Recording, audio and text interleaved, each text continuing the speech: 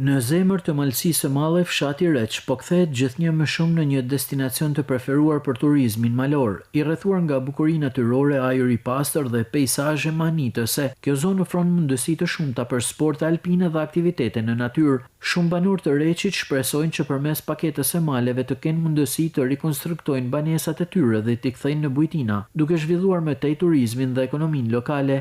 Kena mikpritjen, kena respektin, buzëqeshjen, që nga burgu që është atje edhe në majtë e Pishtit, është një zonë nga natyra, me kështej, me bukuri majtë pastër, ka turistë që dalin, verës, edhe vjesht, edhe dimnit kanë dalë që ishte në Repisht atje se banoj edhe atje.